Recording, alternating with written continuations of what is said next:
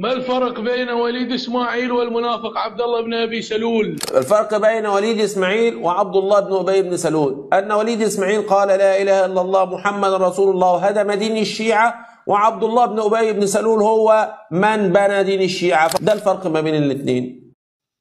أعوذ بالله السميع العليم من الشيطان اللعين الرجيم. بسم الله الرحمن الرحیم. الحمد لله رب العالمین. السلام علی المهدی الذی وعد الله به الامم. مطلبی که اینجا باید بهش توجه داشت اینه که در رابطه با روایاتی که از آقا رسول خدا به ارشاد و دلالت عقلی به ما رسیده است، یعنی این مطلبی است که عقلا هم همینه و عقل ما هم همین رو تأکید میکنه که مسیر حق، مسیر صحیح، صراط مستقیم یک راهه. آیات قرآن خداوند متعال در سوره مبارکه هم میفرماید که اهدنا الصراط المستقیم، خدایا ما رو به راه راست هدایت کن. این آیه قرآن تأکید داره که راه صراط مستقیم که همون صراط آقا امیرالمؤمنین هست یک راهه و بقیه راههای غلط و انحرافی و تباهه. یعنی چی؟ یعنی هر کسی در مسیری غیر از مسیر حق و صراط مستقیم قرار بگیره در واقع در مسیر ضلالت و گمراهی قرار گرفته و خودش رو به گمراهی انداخته. اینجا ما داریم میبینیم که مثلا یک مجری شبکه غیر شیعی اصرار داره که من بنام بر این است که شیعه رو از بین ببرم، هدم شیعه داشته باشم. خب همین گفته این شخص نشان دهنده این است که این شخص در واقع داره با یک مسیر صحیح و راه مستقیم مقابله میکنه. چطور؟ دقت بفرمایید.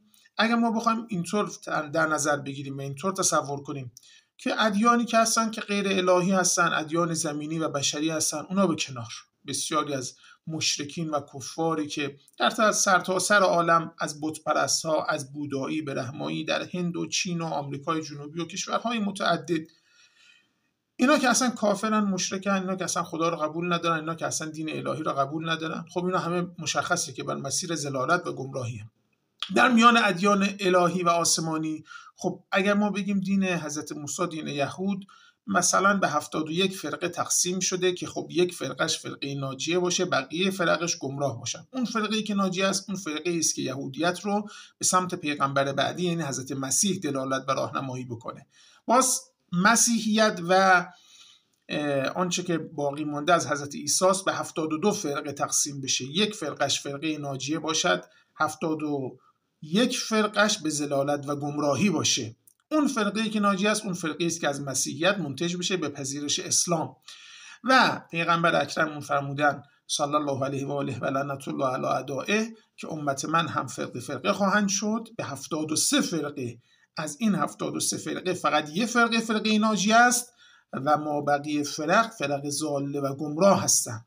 خب یه وقتی من میخوام به عنوان مدعی حق با آنچه که باطله مقابله کنم، خب من باید با فرق ضاله و گمراه متعدد مقابله کنم. یعنی بیام از تمامی کفار حرف بزنم، از تمامی بت پرستا، از تمامی یهودی ها و نصارایی که نص صریح های قرآن غیر المغضوب علیهم ولا الضالین که مغضوب تعبیر میشه به اونهایی که ناسبند نسبت به ولایت امیرالمؤمنین و نسبت به حضرات ائمه معصومین ناسبی هستند.